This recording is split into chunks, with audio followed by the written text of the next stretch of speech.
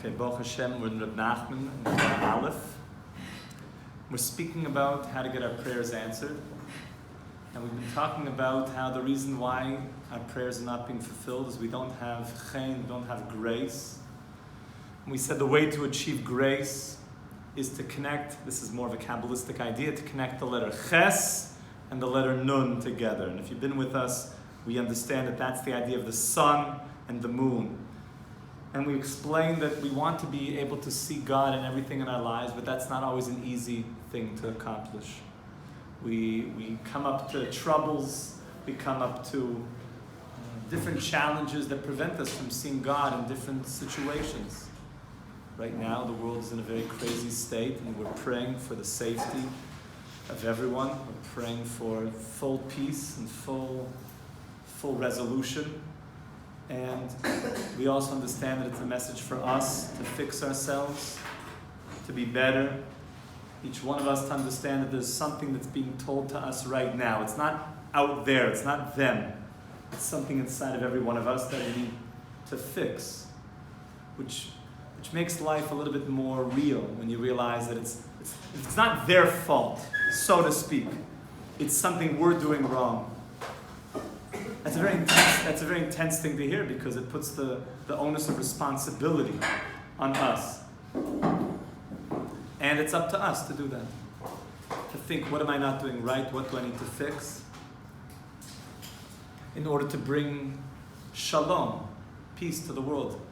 Now, you guys know the word shalom comes from the same word shalem, which means whole. When something is shalem, it means it's whole. It's not lacking something. So if I'm not shalem, if I'm not whole, it means that there's not shalom in the world. So I need to find out what's not shalem, what's not whole inside of me, what's lacking. And once I can find what's lacking, I can fix that thing, and that will bring shalom ultimately to the world. Through me being shalem, complete, I'll bring shalom to the world. Because Klal Yisrael is a microcosm of the whole world. So if we are shalem as a people, then we will bring shalom to the whole world. And we're talking about seeing the God point in everything. I want to read inside. Look inside. We're going right inside of Nachman. Ve'ali dezeh, it's the second column. You see it there? Ephraim? Yeah? Ali dezeh. And through this, niskablen kolat tefilus v'abakoshes. When we can connect the ches and the nun and make chen, all of our prayers will be accepted. That's the moon and the sun reflecting the light of God from the sun going to the moon. As opposed to the kingdom of evil, which is represented by Esav, blocks the light of the sun. It's the one with the little coin on his nose. It's the one that says that I don't accept upon myself that God created the world and that God has a plan for me. I was speaking to someone yesterday that there's such an angry denial of them being created. And I really was saying to them in not so many words that after 120 years you're going to realize that there's a creator.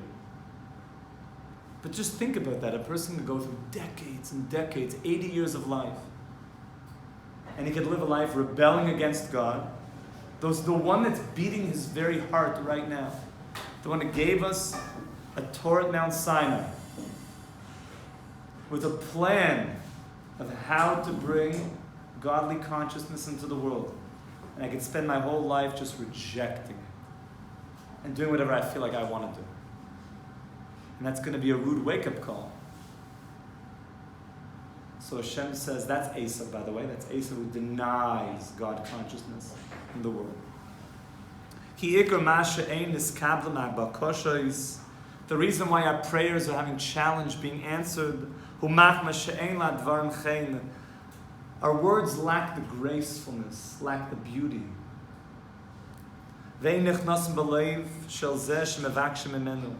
If I'm asking you for something, imagine I come up and I say, oh Yaakov, mind if I borrow your head shaver, thinking about doing a fresh fade on the top here. Not on the sides. We do on the top, fresh fade. And I'm due for one now. We're getting close to Shavuos. It's getting long over here. This is like way long. And I say, can I borrow your Philips but you don't feel like my words have grace to them. They seem like the words are filled with coarseness, and they're filled with hostility.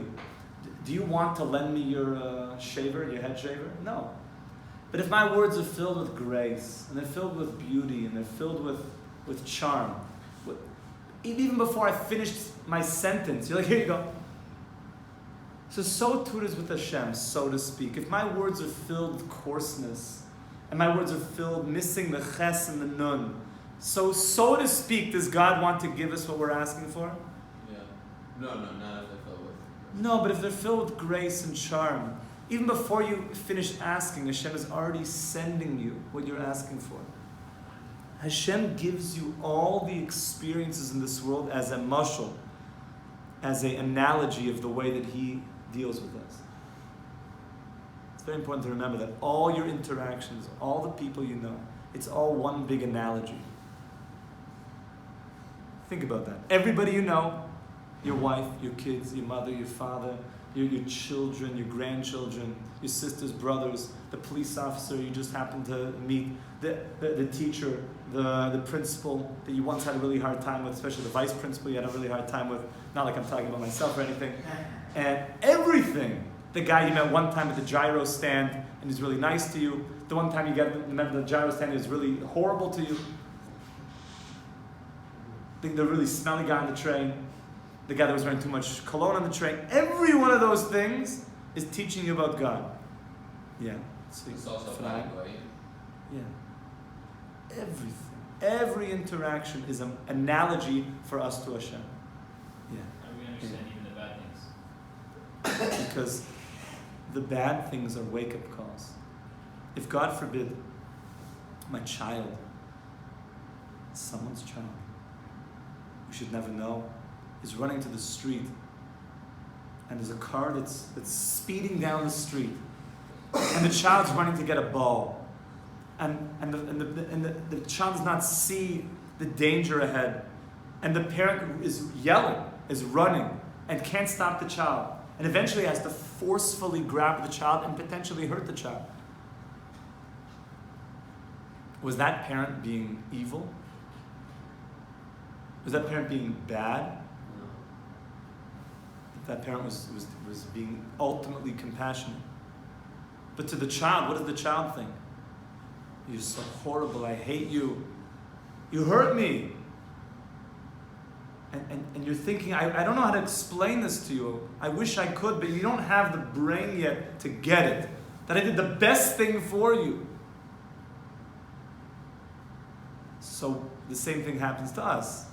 But sadly, we remain children. When bad things happen to us, we're being saved from something. We're being woken up. But we generally are just, big kids. So we say, oh, I hate you, and why do those bad things happen? And we push away, and we try to absolve that there was any message for us, like we were in a certain state of danger, and we're being saved from that danger. I want all of you guys to think about, we should never know any harm or any danger or any sorrows, any pain. But if it so does happen, to think, what is the message for me now? God is trying to wake me up, like the parent trying to wake up the kid and saying, you were in certain danger, and I saved you. And when things are happening that are dangerous and that are tragic, like we're seeing in the world right now, what is the message for me now?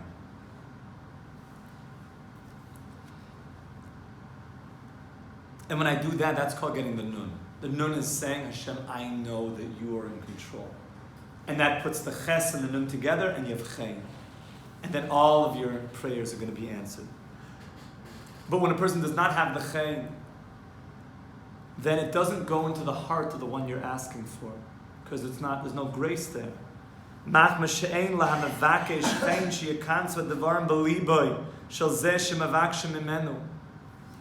no grace in the one that you're asking from. So the person says, I'm sorry, I don't have space in my heart for me to lend you the Philips head shaver. But you know it actually restores chen, restores grace, Torah. There's nothing more becheint than a Yid learning Torah. And by the way, that's our job as the Jewish people, to teach Torah to humanity. That's our job. To be the Or LaGoyim, to teach humanity Torah.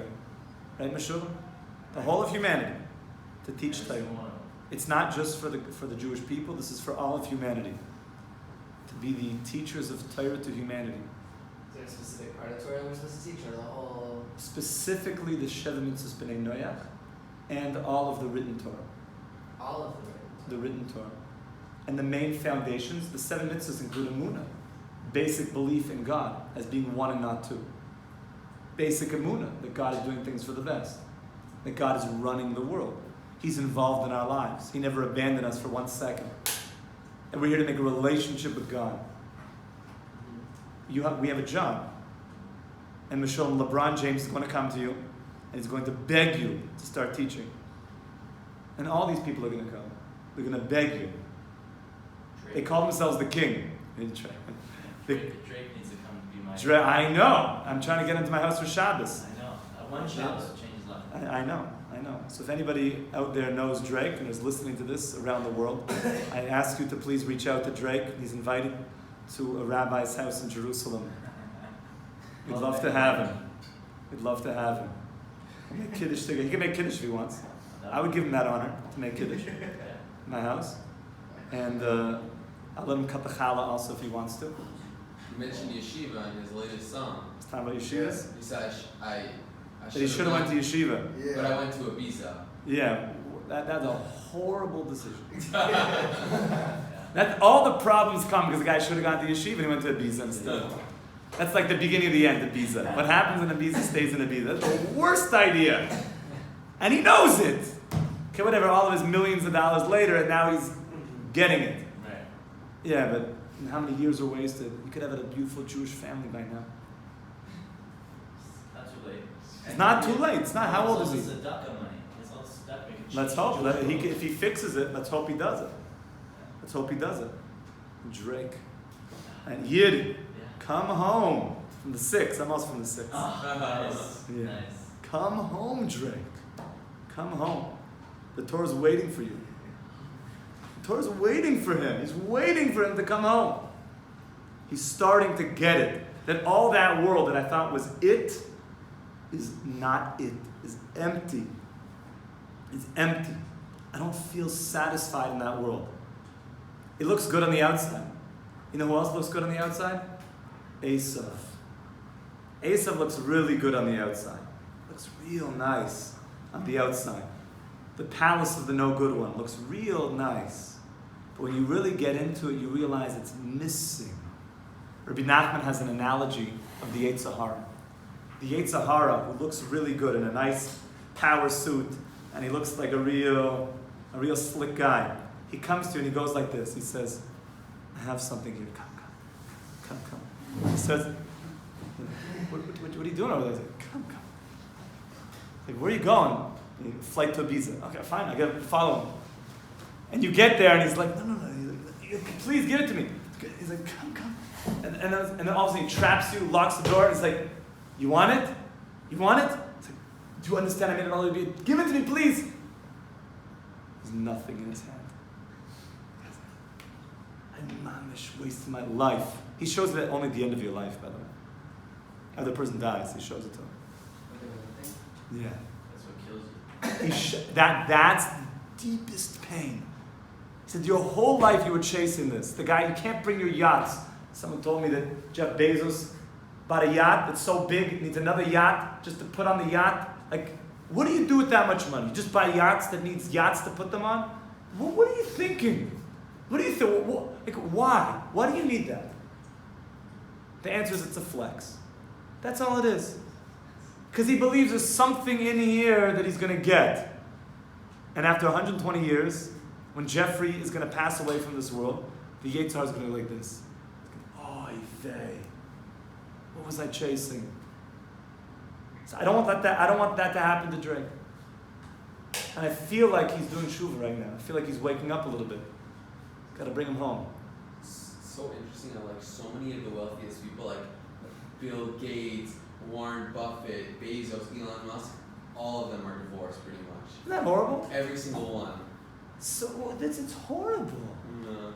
Your life is about making a relationship with your wife. By the way, that's what your life is. Rabbi Chaim Vital, the main student of the Arizal, says 99.999 etc. % of your world to come is your relationship with your wife or your husband if you're a woman.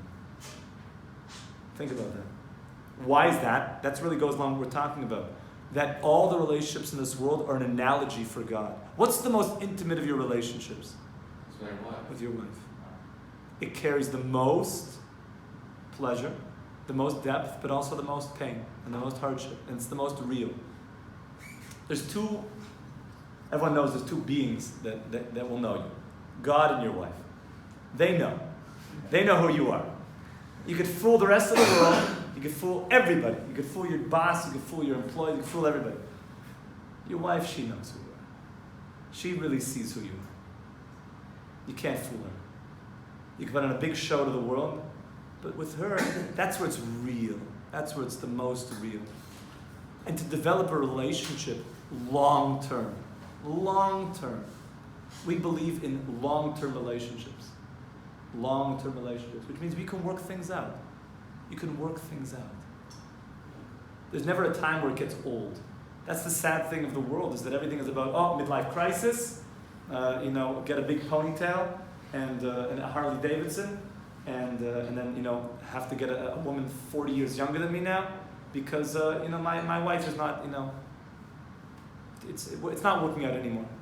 Or I figured out everything I need to know about you, and now, it's old. It's old. What do you mean it's old? It's only thinking that she's a limited person. She's not a neshama. I'm sorry.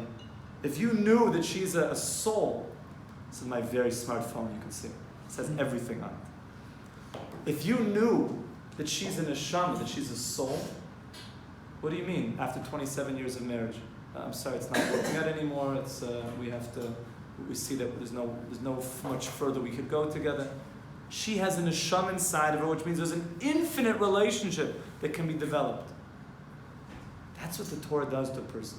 They start realizing that relationships have an infiniteness to them, especially between a husband and wife. And I'm praying that our brother Drake comes home. Come home, Drake. Come home. He needs a good shidduch. He's not married, right? No. Get him a good shidduch, a nice girl, a good shidduch. Make a nice family. And then he's going to be building up his world to come. Because a biza, where is that going to take you? It takes you to the Yetzer Hara that says there's nothing here. But it looks like there's big palaces and there's big things there. And it's big. There's big lights. It's nothing. It's a house of cards. There's actually nothing there. There's nothing there. It's a house of cards. In 1 second, the whole thing comes down. A relationship is me, is you, is deep, is what you carry forever. And the relationship gets built through chen. When we learn Torah, we develop chen. Chen. We have a spot. Drake can come. We have a place in the dorms. He can come and stay with us. And he's welcome. And he'll develop real chen. Not the chen of this world like we talked about at the beginning of the Torah. Sheker hachen, the hevel hayofi. The chen of the world is false chen, is false charm. It looks good on the surface, but when you look one step deeper, it's ugly. That's what he's saying in that song. I should have gone to yeshiva, but I went to a biza. He's saying, I thought a biza was the chen that I was looking for, but now I see that there's an ugliness. I see that it's not really giving me the happiness. This is what you're saying. That all these rich guys that are divorced. I thought that was going to make me happy to have, $200 billion, whatever these guys have. But you know what? There's something ugly behind it. I don't see that it's bringing me the satisfaction. I'm actually not that happy. Most really rich people are not that happy. King Solomon already said that people that are very rich don't sleep so well at night.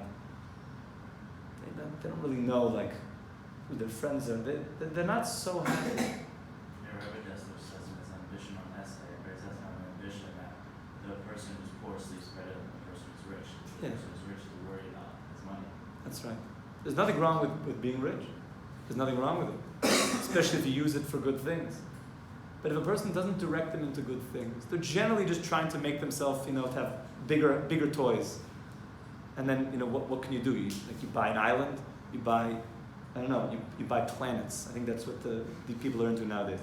They buy rocket ships to have planets, stuff like that. Yeah. What's the thing that comes out when you report? The chen that we're talking about is a beauty that Hashem says, you're so beautiful in my eyes, I want to give you everything you want. I want to give you everything you want. And it's the chen that we explain, the ches, which means that I see godliness in everything. And the nun, that I accept upon myself, Ol Malchus Shamayim, which means the chen is you walk around with a shine on your face, because the ches we said is chokhmah. Chokhmah lights up a person's face, that you walk around with this shine, this glow of God, of the Shekhinah, on a person. That's the chen. That's the chen that when a person sees you, they want to talk about deeper things, loftier things. The chen of the world, they might look good, but it's all fake. The makeup there's an ugliness. They're super America, but something doesn't look right about them. There's a darkness in their eyes. The chen that we're talking about is that the eyes have light, they're shining. There's a light glowing because the soul is coming out. They're seeing the Seich Shebachol Davar, they're seeing the inner light in everything. That's the chen. And when a person learns Torah, which is the inner light of the universe, that's what we're really getting excited for on Shavuos, is you're tapping into the inner will of the master of the world. What does he want? You're tapping into the will of God. You start shining with this light. And when you have that glow, so to speak, Hashem says, you have chen in my eyes, I want to give you everything. I want to give you everything. Let's see one more line. Through the Torah, a person gets chen, he puts together the nun and the ches. V'naseh Torah, v'naseh chen, v'al kein nikras Torah yalas chen. That's why it says in the prophet that the Torah makes a person have chen. V'az zoichel dvar heim divrei chen. He has chen. V'az niskabel dvar bakashoysav kamay misha medaber divrei chen. Shenechnosan advarim belev hamisbakesh. Dahainu zeh mevakshin mimenu. Tomorrow, Mirza Hashem, we're going to get to the next letter. Because when you can have the ches and you have the nun, you put them together and get chen, something very deep happens. You're going to get the letter Sav. We haven't talked about Sav yet. Sav is which letter of the alphabet? Tov, Sav. The last letter of the alphabet. Ches. Sav and a nun. Or a nun. A ches and a Sav. What does that spell? Chasen or nachas. Nachas. We're going to talk about what happens when you get the Sav and what the Sav is all about. And we're going to talk about the secrets of really where Harry Potter got the entire idea of something being put on a person's head. It's all from us. We're going to talk about a big secret about the Sav tomorrow, what that means. And if you really want to become a Chatan, you're going to need to add Chen and the Sav. We'll talk about that tomorrow. We should be Amen.